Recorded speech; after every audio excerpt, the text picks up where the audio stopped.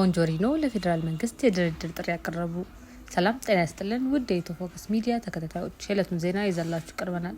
ቻናላችንን ላይክ፣ ሼር፣ ሰብስክራይብ በማድረግ ቤተሰብ ይሁኑ። ወደ ዝርዝር ዜናችን እናልፋለን። ህወሓት ከፌዴራል መንግስት ጋር ለመደራደር ፍላጎት እንዳለው በመግለጽ ድርድሩ በአዲስ አበባ ሳይሆን በሌላ የሶስተኛ ወገን ሀገር እንዲካሄድ እንደሚፈልግ ወይዘሮ ፈትለወርቅ ገብረ እግዚአብሔር ወይም ሞንጆሪኖ ትናንት ለክልሉ ሚዲያዎች በሰጡት መግለጫ ተናግረዋል። አስገዳጅ አፈሳ አለ በሚል የሚሰራጨው መረጃ የተጋነነና ሽብር ለመፍጠር የተሰራጨ ነው ሲሉ አጣጥለዋል። ነዋሪዎች፣ የተለያዩ ተቋማት፣ የፖለቲካ ፓርቲዎች በክልሉ አስገዳጅ ወታደራዊ አፈሳ እየተካሄደ መሆኑን በተደጋጋሚ መግለጻቸው ይታወሳል። በሌላ በኩል ወይዘሮ ፈትለወርቅ የኢትዮጵያ መንግስት ከምዕራብ እስከ ምስራቅ ትግራይ ሰራዊቱን በማሰማራት ለጦርነት እየተዘጋጀ ነው የሚል ክስም አሰምተዋል። አንዳንድ የቀድሞ የትግል አጋሮቻቸውን ደግሞ ብሔራዊ ከሃዲያን በማለት ተናግረዋቸዋል። የትግራይን ትግል ለማዳገም እየሰሩ ነው ሲሉ ወቅሰዋል። አሜሪካ ሃርድ ላይነር በሚል የጣለችው የቪዛ እገዳን በተመለከተም በግለሰቦች ላይ ሳይሆን በድርጅቱ አቋምና መሪ ላይ ያነጣጠረ ነው ብለዋል።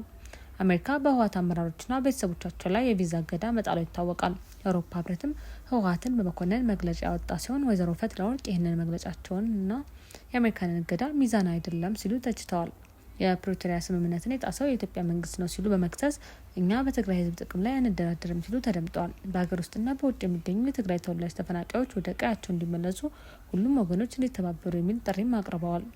በሞንጆሪኖ የቀረበው መግለጫ ህወሓት ለሰላማዊ ውይይት ዝግጁ መሆኑን የሚያሳይ ቢመስል መሬት ላይ ያለው እውነታ ግን ከዚህ የራቀ ነገር መኖሩን ያመለክታል። በተለያዩ ገለልተኛ አካላት እንደተረጋገጠው የፊልማ ሜዳውን ከሰሜን ኢትዮጵያ ወደ ምዕራብ ቀይሮ ሱዳን ውስጥ ያስቀመጠው አርሚ 70 በቤኒሻንጉል በኩል አንቀሳቅሶ ጦርነት ለመጀመር እየተዘጋጀ ስለመሆኑ ተረጋግጧል። ህወሓት ከጦርነት ውጭ ከባህር የወጣ አሳ ይሆናል በሚል እንደ ቀልድ የሚነገረው አባባል ትክክለኛ የድርጅቱን ባህሪ የሚገልጽ መሆኑን ሰሞኑን አመራሮቹ የሚያደርጉት እንቅስቃሴ በግልጽ ያመለክታል። በፌዴራል መንግስቱና በትግራይ በህዝባዊ ወያኔ ሓርነት ትግራይ ህወሓት መካከል ያለው የፕሪቶሪያ የሰላም ስምምነት አፈጻጸም መጓተትና በቅርቡ የተፈጠሩ የፖለቲካ ውጥረቶች በሰሜን ኢትዮጵያ ዳግም የጦርነት ስጋት እንዲያንዣብብ አድርጓል። ህወሓት ራሱ ለጦርነት እየተዘጋጀ መሆኑን በይፋ ባይገልጽም የፌዴራል መንግስቱ፣ የትግራይ ተቃዋሚ ኃይሎችና ዓለም አቀፍ የሰብአዊ መብት ተሟጋቾች ግን ፓርቲው ለጦርነት ዝግጅት እያደረገ ነው የሚሉ ወቀሳዎችንና ሪፖርቶችን እያወጡ ይገኛሉ። ከፍተኛ የፌዴራል መንግስት ባለስልጣናትና ብሔራዊ መረጃና ደህንነት አገልግሎት ባወጡት መረጃ ህወሓት በቅርብ ጊዜ ውስጥ ወታደራዊ ጥቃት ለመሰንዘር እየተዘጋጀ ነው ሲሉ ከሰዋል። የፌዴራል ባለስልጣናት ህወሓት ከኤርትራ መንግስት ጋር በመቀራረብ ሴራ እየሸረበ ስለመሆኑ ገልጸዋል።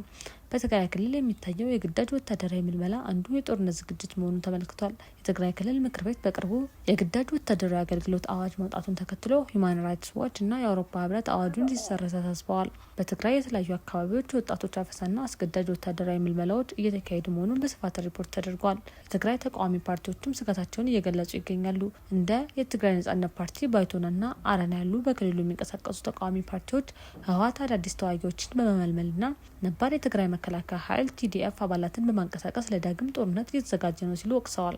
ህወሓት የሀብትና የገንዘብ ማሰባሰብ ተግባር ላይ ማተኮሩም እየተነገረ ነው። በክልሉ ከሰራተኞች ደሞዝ መቁረጥን ጨምሮ ለጦርነት ዝግጅት የሚውሉ የገንዘብና የስንቅ ማሰባሰብ ስራዎችን በግዳጅ የተከናወኑ መሆኑን የሀገር ውስጥ ሪፖርቶች ያመለክታሉ።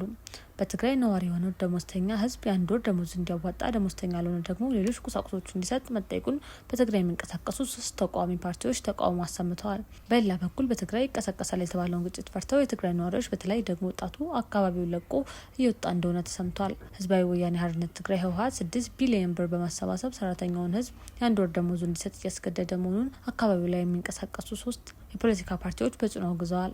በትግራይ ነዋሪ የሆነው ደሞዝተኛ ህዝብ የአንድ ወር ደሞዙ በግድ እንዲያዋጣ የሚያስገድደው ህዝባዊ ወያኔ ሓርነት ትግራይ ህወሓት፣ በሌላ በኩል ደግሞ ፌዴራል መንግስት ለሰራተኛው ደሞዝ አላከም ሲል እየከሰሰ ነው ሲሉ አረና ትግራይ ለሉዓላዊነትና ለዲሞክራሲ ፓርቲ ሊቀመንበር አምዶም ገብረስላሴ ሌሎች በለ ተናግረዋል። የህወሓት አስተዳደር የገንዘብ ማሰባሰብ ፕሮግራም አለን ብሎ 6 ቢሊዮን ብር እንደሚሰበስብ በይፋ ካስታወቀ 1 ወር ገደማ ሆኖታል። ይህንን ገንዘብ የሚያሰባስበው ከመንግስት ሰራተኛውና ከነጋዴው ነው ሲል ቀጭን ትዕዛዝ አስተላልፏል። የመንግስት ሰራተኛው አናዋጣም ብሎ ከፍተኛ ተቃውሞ ቢያሰማም መመሪያ ነው ብሎ የግድ መከፈል አለበት ሲሉ ትዕዛዙን አስተላልፏል። ህወሓት ይህ መዋጮ መደረግ አለበት ሲል እንደ ምክንያት የጠቀሰው ባለፈው የትግራይ ጦርነት ላይ ጉዳት የደረሰባቸው አካል ጉዳተኞችን ሕክምናና እንክብካቤ እንዲያገኙ ለማድረግ ነው ሲል ህዝቡን የማዘናጊያ ምክንያት ሰጥቷል። ህወሓት ለጦርነቱ ከሻዕቢያና ከፋኖ ኃይሎች ጋር የመሰረተው ጽምዶ የተባለው ወታደራዊ ጥምረት ጋር ወታደራዊ ዝግጅቶችን እያካሄደ እንደሚገኝ ተመልክቷል።